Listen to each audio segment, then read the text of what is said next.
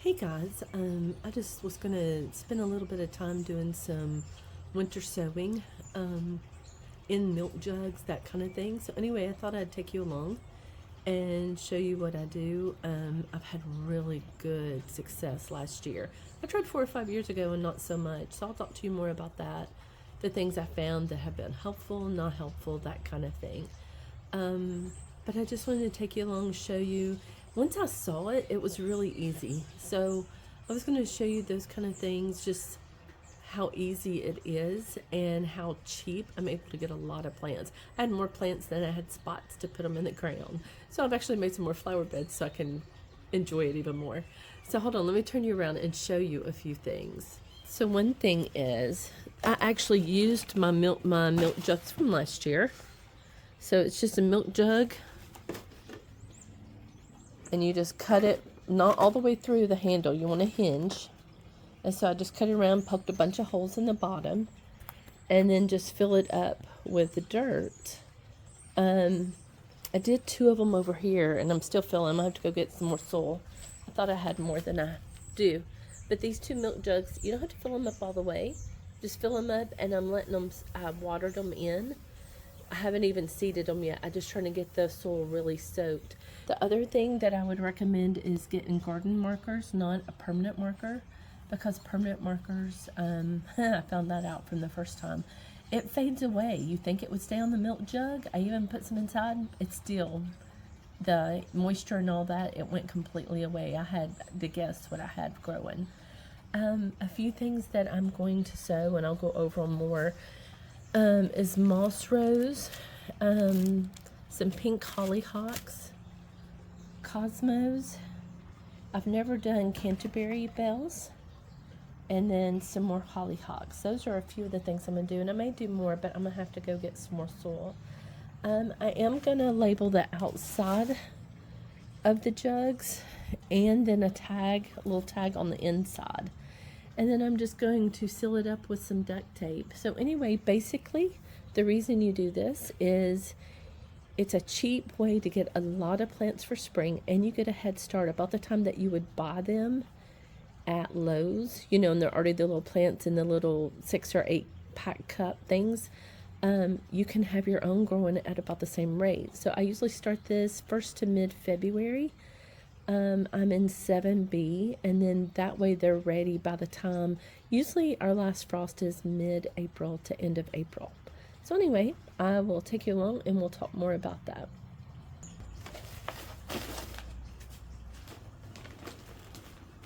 So this is one of the most relaxing things that I can do. I get to plan and get excited for spring. Kind of decide what I'm going to put. Like as I'm planting them, I'm thinking about where I'm going to put them in my flower beds. I know the moss rose is going to go on my rock wall over here. I'll show you that in a little while. So anyway, it's fun. It gives me something. I'm planting something even though it's not quite time. So it's just going to go over all the basics again. So you have, the best thing I love the most is a milk jug.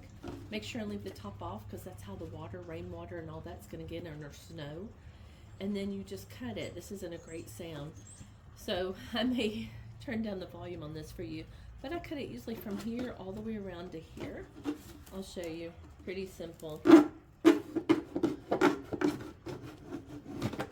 just don't want it too short where you don't have enough soil for your roots to grow in.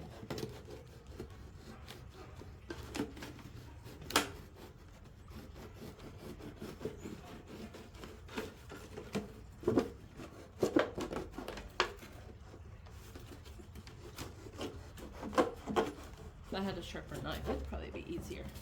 And then make sure and put some holes in the bottom.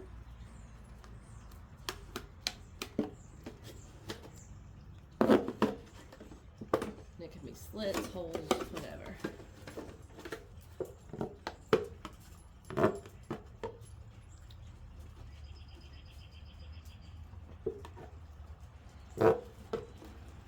So I'm going to put my soil in here. Actually, I need to cut it a little bit more. It's not quite hinged.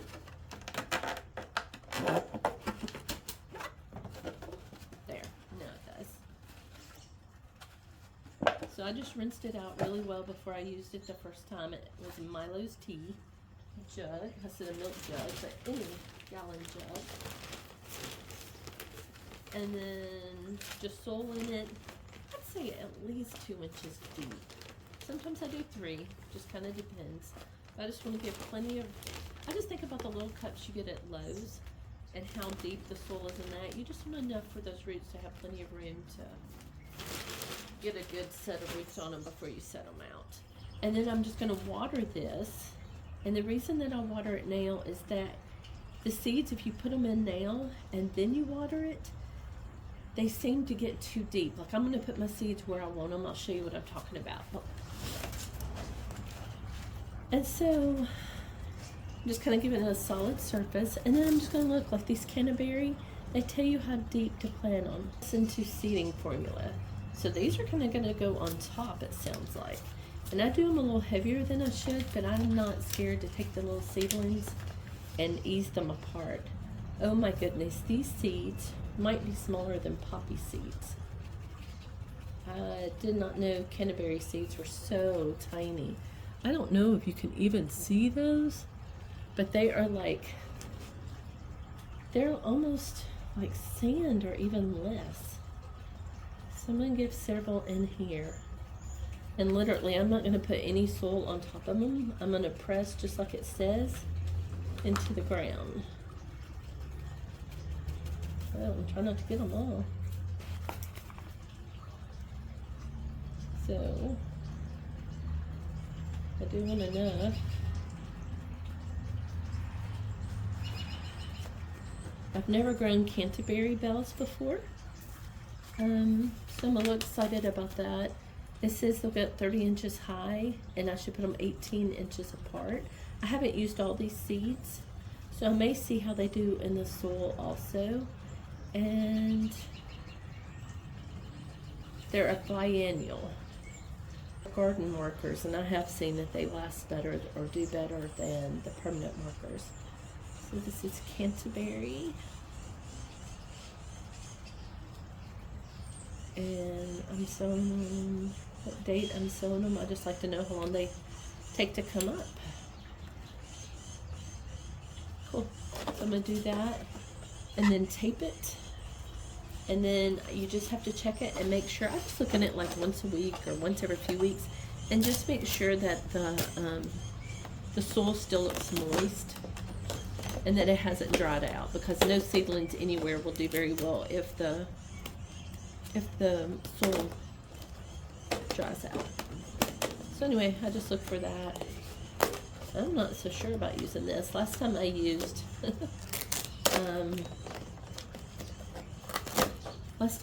painter's tape, and I think I might have liked that better. Not quite so sticky. But this is what I have. This is what I'm going to deal with. So it's okay. The painter's tape, I could do it all in one fell swoop, but this might have to do in pieces, I think. That's fine. So I'm excited about the new plants, especially the canterbury bells. I have done cosmos before. I love those. If you haven't done those, I suggest that. Hollyhocks. They have dwarf ones and tall ones, and I love them both. So the reason you're doing this is just to kind of keep, one, I found one year is I didn't tape it well enough, and slugs crawled up and got in it and would eat my seedlings as soon as they came up. I was very unhappy about that. Like a mini greenhouse. The other thing that I found from trial and error, is the very first year I did it, some things came up but not everything, and didn't do very well. And I've read and have tried it and it works, is make sure to put your jugs on the south side of your house, where the sun will hit them so that it does warm up. And don't put them under the eaves of your house or anything. They'll keep water from going into the hole.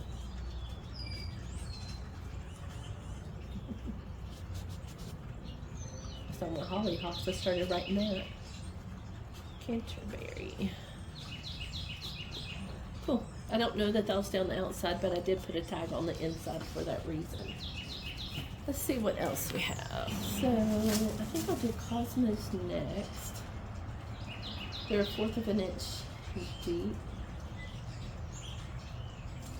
I had good luck with these last year. The other thing I had really good luck with was blanket flowers last year. I got some but the prettiest blanket flowers you've ever seen, and I started them from seedlings, and that was super exciting. I did snapdragons last year. They did really well. Coleus, tons of coleus, and tons of moss rose. If you don't know what moss rose is, you should try it sometime. It's great. Now these seeds are giant. I go from one extreme to the other. I don't know if you can see how big, I mean a seed is like that big. It's huge. So anyway, it said a 1/4 of an inch, so what I usually do, since I can see these so well, I'm going to spread them out pretty good, because I hope that each one will come up and each jug will have, say, 8, 10, 12 in it, and have enough room for their roots. And then I'll just do like a spoon method and just scoop them out and put them where I want to. That's one thing I love about this, is that you can put them exactly where you want to afterwards. Then if they need to be a 1/4 of an inch deep, this is what I do. I just sprinkle some soil on top of it, about what you would think is a 1/4 of an inch. Pat it in, and it is good to go. Just need to tag it and getting to enjoy yourself. I was going to let you know too on the channel, we do a lot of things when the weather's warmer, like fishing, kayaking, camping, that kind of thing. And I was going to let you know that coming up we're going to go to Swanee, to a tiny house. We've never stayed in a tiny house, so I'm excited about that, and we'll show you that. It's up close to Swanee College, Mont Eagle area. And then we're also going, which I'm super excited about, I've been wanting to go for years, to Fairhope, Alabama. It's down on Mobile Bay, and there's supposed to be a lot of biking, like an artsy, cool foodie little place. So I'm excited about that. So anyway, we'll have some trips coming up, and I didn't know if y'all would be interested in going with me fishing or kayaking. So if it's something you would be interested in, if you'll just shoot me a message down in the comments and let me know, I'd be happy to take you along. But if it's not, it is okay too. I hope y'all have a great day. I just want to show you that. I'm going to finish up doing the rest of mine, and then I'll kind of keep you updated and show you as we go along how they've done. It usually takes somewhere between 2 and 4 weeks. The cool thing about this is they come up when they're ready. That gives them a jump start because they're in a mini greenhouse. So just keep the top off, holes in the bottom, fill it up, look on your package of how deep it needs to be, and it is that easy. Because they're outside, you don't have to acclimate them. Like when you start seeds indoor, you have to acclimate them to the outside, like a few hours at a time outside, so they don't burn and they're not so tender. But this, you can just take them straight out of the jugs. I did it last year, and put them in the ground, and it's perfect. So anyway, I was just going to let you know it's a super frugal way to get lots and lots of plants, especially if you're new to gardening. It's really easy. The next thing I'm going to do is hollyhocks. These are ones I collected. I'm going to do those next. They're pink, and they're tall ones, and the seeds on these are really big. So you can see plenty where you're going. I don't know if you can see.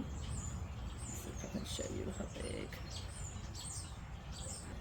And then I will plant some of these in the ground too, and see how well they do.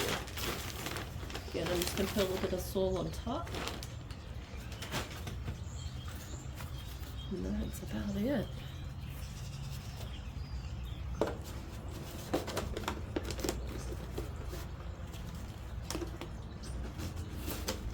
Some tape's much better than that other one I showed you a few minutes ago.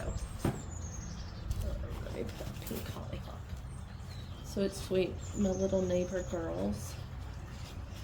They are the sweetest little girls ever, and they love, like last year they were like, can we see if they're growing? And so I would catch them even if I went outside looking in the hole at the top to see if they could see things growing. So every day they're like, I see more, I see more. I think they got as excited as I did.